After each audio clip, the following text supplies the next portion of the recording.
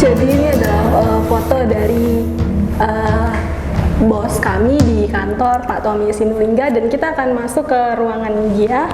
Kita akan lihat apa yang dilakukan oleh bos kantor kita. Ini adalah ruangan dari kantor kita, dan di sini ada berbagai macam aksesoris. Di sini ada tempat duduk untuk para tamu. Dan halo Pak Bos. Ya, halo. Ya, Bless. apa yang sedang Pak Bos lakukan?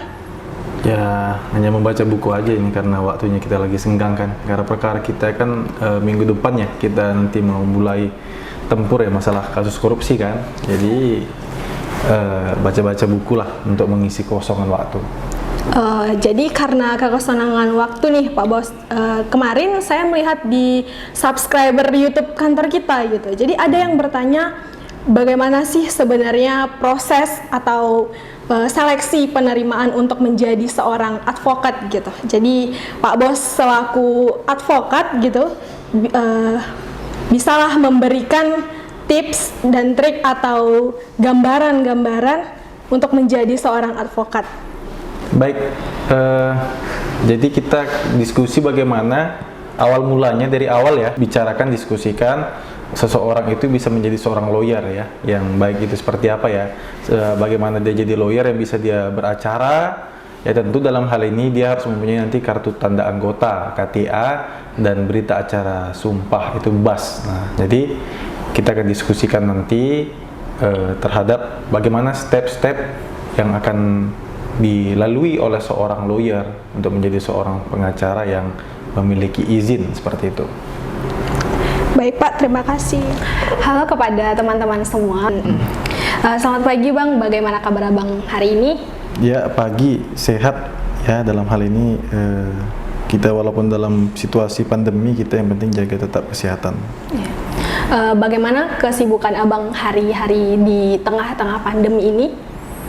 Dalam hal ini karena saya pun juga seorang dosen, kebetulan libur ya, karena mahasiswa Fakultas Hukum UNS itu libur akhir semester, dan beberapa perkara juga lagi menunggu waktu karena minggu depan itu baru dilimpah untuk kasus korupsi, dan ada juga beberapa kasus yang tinggal menunggu membuat kontra memori kasasi juga ada satu, lalu menunggu hasil putusan banding ataupun kasasi ada beberapa perkara. Berarti terlihat sangat sibuk ya Pak. Ya, iya. Jadi seperti yang di awal tadi, bahwasanya ada nih subscriber kantor hukum kita gitu bertanya, bagaimana sih sebenarnya calon advokat tersebut untuk mendaftarkan dirinya gitu. Jadi kepada teman-teman kita bisa mendengarkan bagaimana pengalaman atau bagaimana apa yang dirasakan oleh Pak Tommy Sinulinga ini ketika dia mengikuti seleksi penerimaan calon advokat. Dan di sini kita akan membahas yang pertama, menurut Undang-Undang Advokat Nomor 18 Tahun 2003 Pasal 1 Ayat 1, bahwasanya advokat adalah orang yang berprofesi memberikan jasa hukum di luar maupun di dalam pengadilan.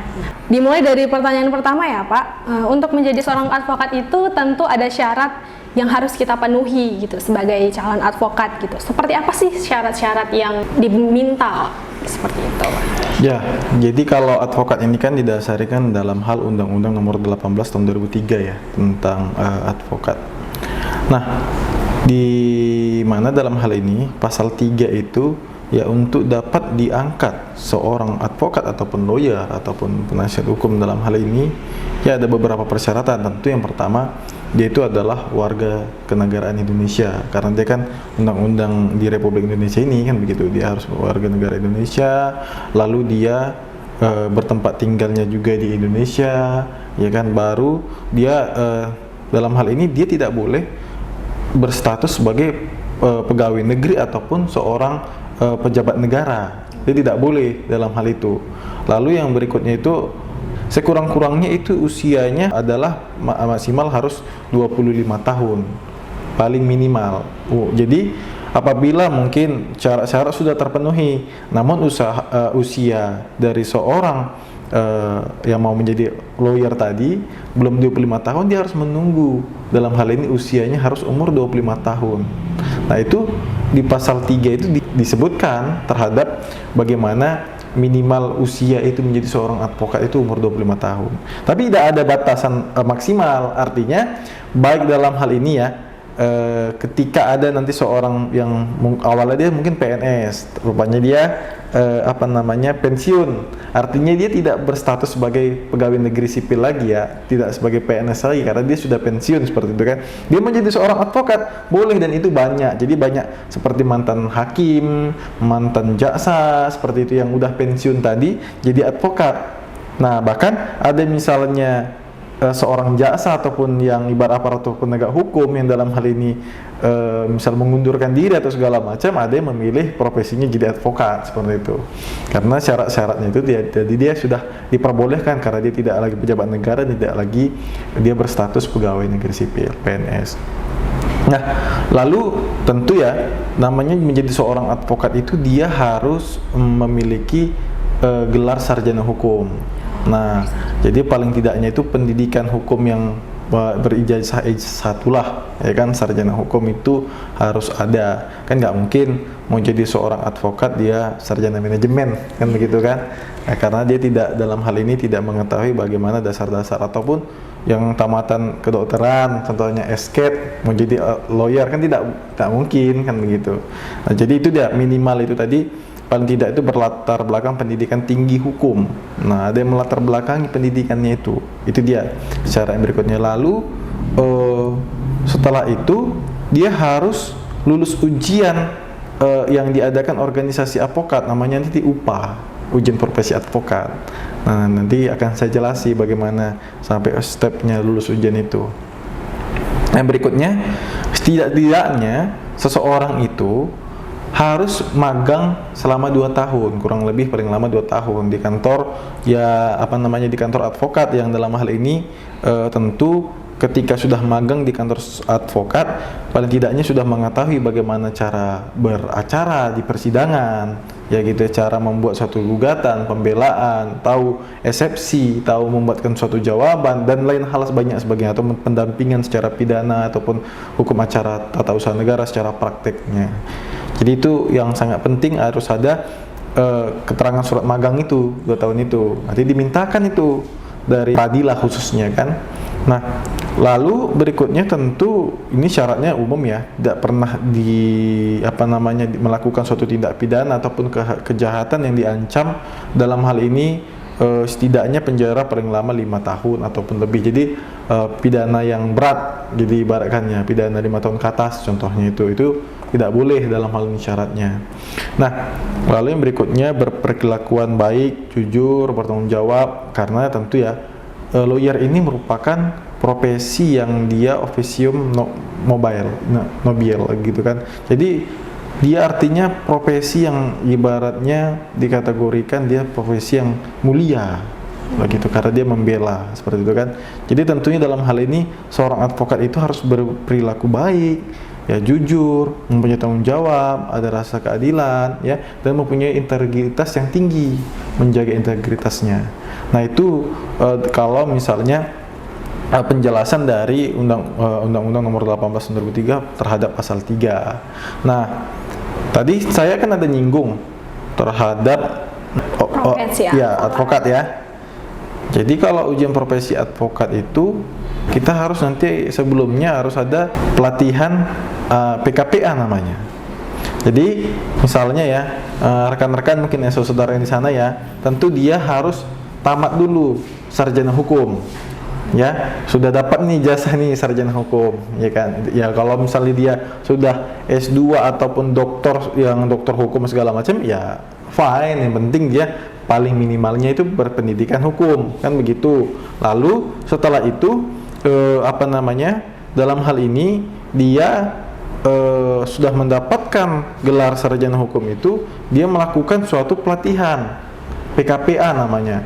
Nah, PKPA itu biasanya diadakan oleh organisasi advokat yang bekerja sama dengan universitas ya kan? Nah, jadi nanti pemateri-pematerinya itu ada yang secara akademisi, itu dosen-dosen yang ibaratnya memiliki bobot lah ataupun bidang khusus, ya. Ada yang mungkin dosen perdata, ada dosen pidana, ya. Kalau ada juga yang secara praktisi, ya ini lawyer-lawyer ataupun seorang pengacara yang dia sudah mempunyai pengalaman, ya, ataupun ada kalau misalnya itu untuk menarik ya PKPA itu biasanya pakai lawyer-lawyer yang paling tidaknya sudah populer, sudah terkenal, contohnya begitu, untuk mengisi materi-materi.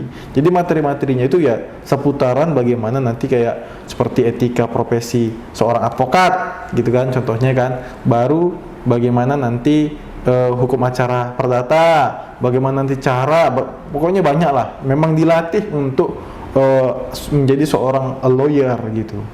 Iya, Pak. Jadi kan di sini kan Bapak bilang tadi bahwasanya kita seorang advokat itu wajib untuk mengikuti pendidikan profesi advokat. Itu kira-kira waktunya atau durasinya itu berapa lama, Pak?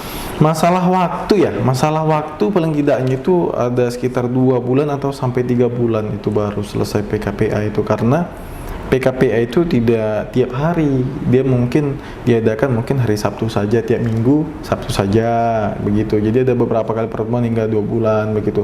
Setelah waktu nih Pak, jadi untuk mengikuti pendidikan profesi advokat itu kan pasti memiliki biaya gitu kan Pak. Kira-kira nih berapa sih biaya yang harus dipersiapkan oleh seorang calon advokat untuk mengikuti PKPA tersebut? Untuk pendaftaran PKPA itu biasanya itu kan Pradi ya, dalam hal ini Perhimpunan Advokat Indonesia itu dia menetapkan biaya untuk melakukan PKPA ataupun organisasi yang melakukan kerjasama untuk terhadap penyelenggaraan PKPA itu.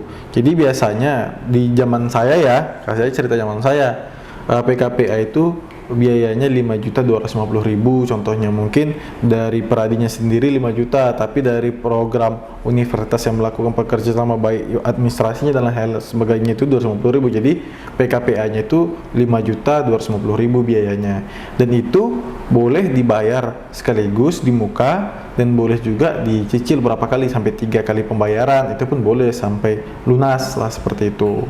Berarti biayanya itu pada masa Bapak itu 5 juta sekian gitu ya. Kalau kita melakukan, jadi seorang advokat itu melakukan pendidikan profesi advokat itu selama kurang lebih 2 bulan gitu kan Bang. Jadi apa sih sebenarnya yang kita dapat dari pendidikan itu gitu, dari seorang calon advokat? Iya, yang kita dapat tentu ilmu ya. Ilmu itu kan ya, kalau bagi saya, karena saya juga seorang akademisi, dia tidak ternilai dengan uang suatu ilmu itu. Tentu ilmu itu dari pengalaman ya. Seseorang yang mengajarkan itu kan dia akan mentransfer pengalaman-pengalaman baik di praktisi, akademisi, secara teori dan prakteknya itu kita dapat mengetahui sebelum kita terjun menjadi seorang lawyer ya, ibaratkan seorang lawyer.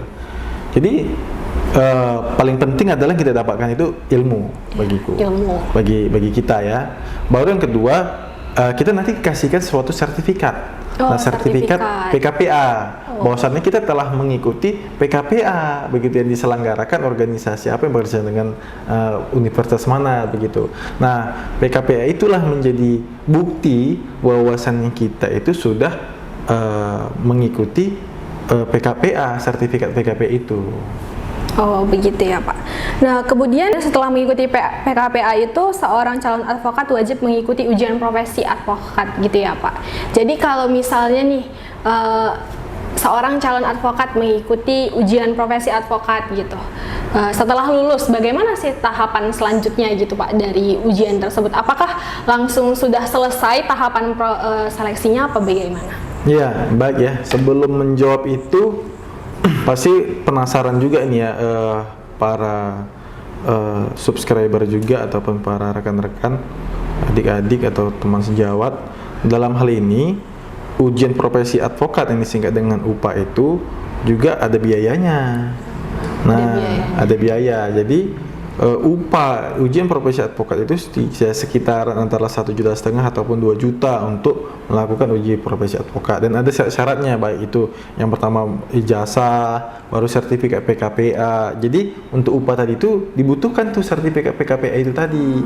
Nah itu makanya dia harus berjenjang, PKPA dulu baru upah begitu. Lalu setelah itu nanti diselenggarakan di mana? Contohnya nanti di ballroom suatu hotel ataupun di universitas, tergantung si penyelenggara organisasi advokat ini mau menyelenggarakan upahnya itu di mana tempatnya kan begitu kan. Lalu kita tes. Nah, testing itu upah itu ada dua, ada yang dia multiple choice, pilihan berganda, ada dia yang esai. Itu opsional Pak, bisa dipilih atau memang dua-duanya harus? Harus, dia tidak opsional, dia harus dua-duanya kita jawab. Tapi yang pertama itu kita menjawab pilihan berganda, nanti diibaratkannya gini, berapa lama proses penahanan seorang terdakwa dalam tingkat di JPU contohnya kan begitu, ibu A B C D E kita tinggal jawab begitu. Lalu ibaratkannya ditanyakan lagi bagaimana jangka waktu untuk kasasi. Nah, seperti itulah kalau untuk multiple choice. Berarti memang materi-materi yang dipraktisi ya Pak, yang kebanyakan seperti itu. Gitu. Kemudian Pak, seperti apa sih sebenarnya soal esainya itu? Apakah soal esainya itu juga hampir sama dengan pilihan bergandanya atau bahkan mungkin berbeda seperti itu? Kalau soal esai itu nanti dia dibuatkan suatu kronologi kasus. Jadi dibuatkan suatu kronologis case. Contohnya kalau misalnya dia perbuatan melawan hukum, PMH di perdata, atau dia wan prestasi kan gitu kan, kita kan tahu nih menentukan ini, oh ini ada perjanjian dia nggak melaksanakan prestasi, oh berarti ini nanti gugatan wan prestasi, kita buat pun halnya nanti di gugatan wan prestasi. Jadi di dalam case itu tadi soal esai pertama kita membuatkan surat kuasa. Nah, surat kuasa. Lalu yang kedua kita dibuatkan bagaimana kita buat surat gugatan. Setelah orang itu tadi mengkuasakan ke kita, ada surat kuasanya sebagai dasar, barulah kita buat gugatan. Nah, jadi kita dikasihkan clue-nya sedikit gitu. Nah, untuk menjawab itu, waktu PKPA itu sudah dipelajarin. Sudah diberikan pendidikan. Ya, kita udah tahu apa sih syarat sahnya membuat surat kuasa itu. Ada berapa syarat yang harus tertentukan, ada tanggal surat kuasa, identitasnya itu apa-apa aja, ya kan, menerangkan sebagaimana kuasanya kantor ini yang diwakili oleh advokat. Kalau advokatnya banyak, ada para advokat kan begitu kan. Nah, baru tujuan yang bertindak khususnya itu apa, baru ada poin dan untuk itu yang kecil-kecilnya itu, contohnya menghadap di persidangan, di luar persidangan, menghadirkan saksi, contohnya seperti itu. Itu kan kita sudah dapatkan ilmunya itu di PKPA tadi. Di PKPA. Ya, dan bagaimana membuatkan gugatan perbuatan melawan hukum, wan prestasi juga sudah ada pengarahannya. Itulah fungsinya PKPA itu. Baru kita kan diujiankan untuk mencoba artinya kan kita kan dites untuk diuji memang udah layak nggak kita ini, udah bisa nggak, dan udah tahu dia tidak, seperti itu. Jadi kalau misalnya kita sudah paham yang sejauh hal itu, tidak ada kesulitan. Nah, makanya harus dibarengi tadi itu dengan magang juga kita tadi, karena dengan magang kan kita tahu bagaimana buat surat kuasa kan, bagaimana ibaratnya kita melakukan suatu gugatan. Ya, berarti magang di kantor advokat itu memang memiliki manfaat yang lebih ya Pak. Sangat memiliki. Ketika kita ingin menjadi seorang advokat gitu ya, untuk magang di kantor advokat itu memiliki pengalaman dari praktisi maupun akademisi yang lebih dari seorang advokat untuk menjadikan kita sebagai calon advokat itu mampu untuk mengikuti pendidikan advokat yang diselenggarakan oleh Pradi gitu ya Pak. Yeah.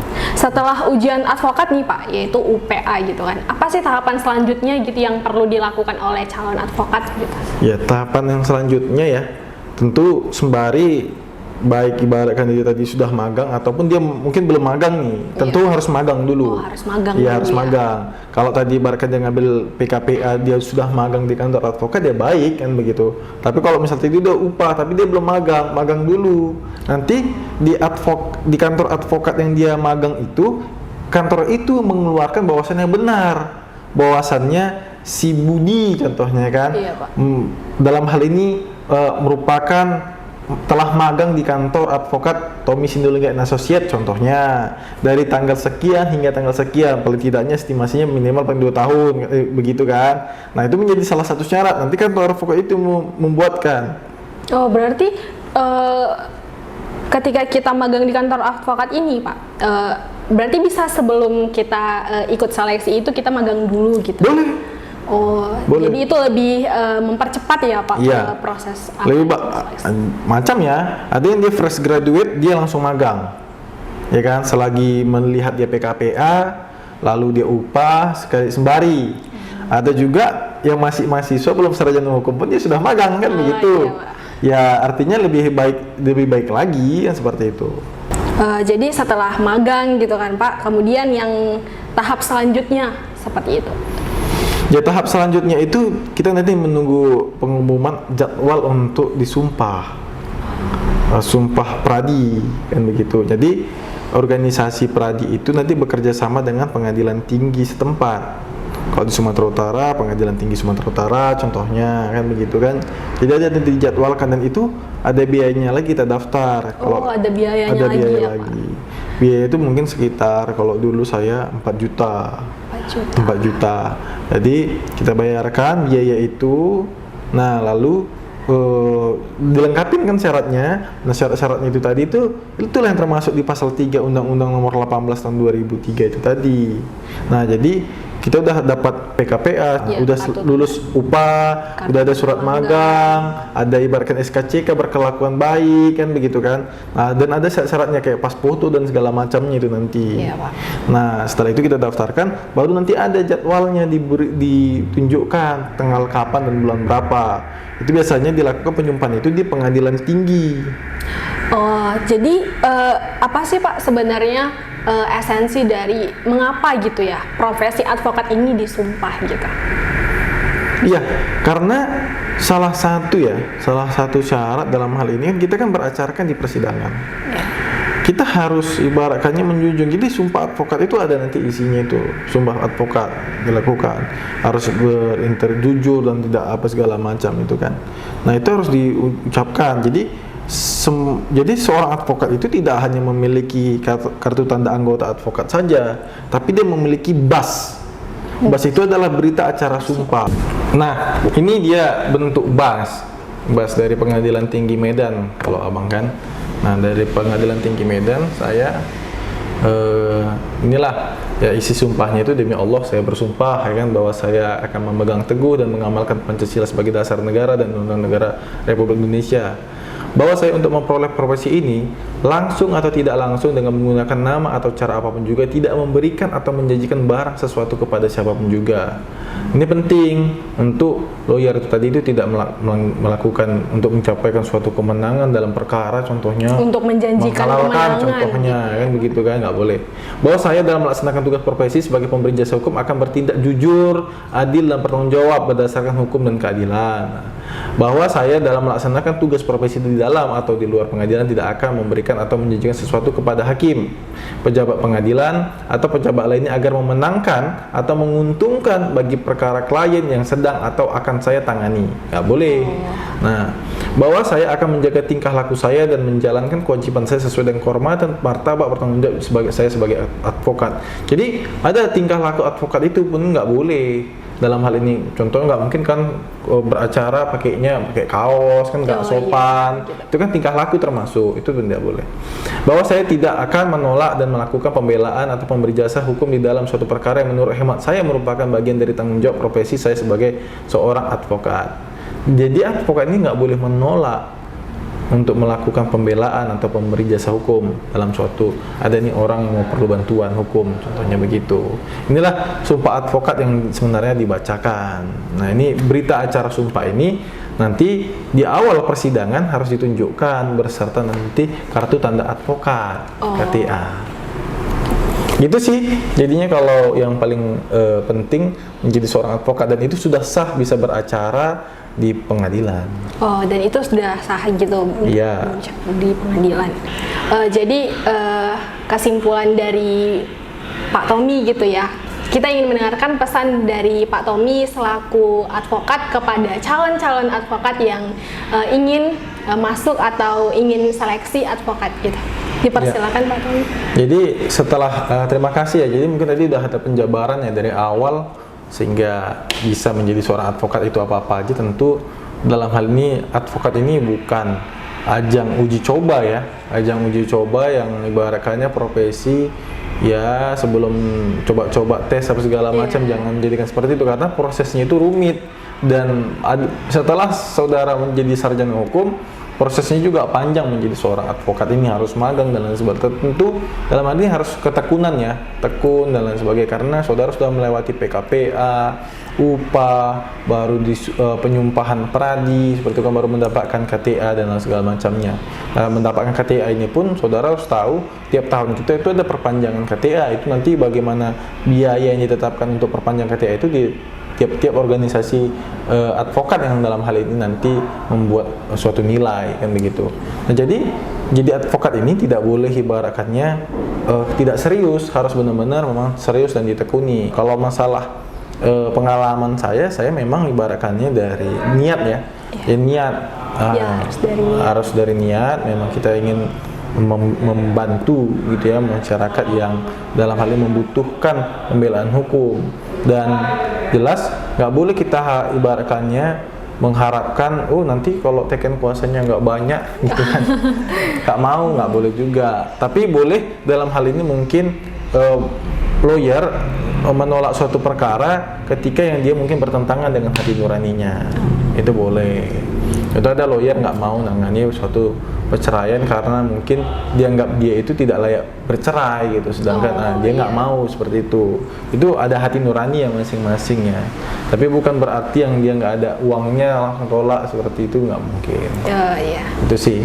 Jadi begitulah kira-kira penjelasan dari Pak Tommy selaku advokat dan juga cerita-cerita kita tentang membahas bagaimana seleksi advokat yang dilaksanakan oleh Pradi dari organisasi-organisasi advokat di seluruh Indonesia gitu. Jadi demikianlah cerita kita kali ini, semoga bermanfaat kepada kakak-kakak, teman-teman yang ada di rumah. Jika ada pertanyaan lagi boleh di chat di kolom komentar. Terima kasih. Ya, sama-sama, semoga bermanfaat ya bagi kita semua. Assalamualaikum warahmatullahi wabarakatuh. Salam sejahtera bagi kita. Dadah.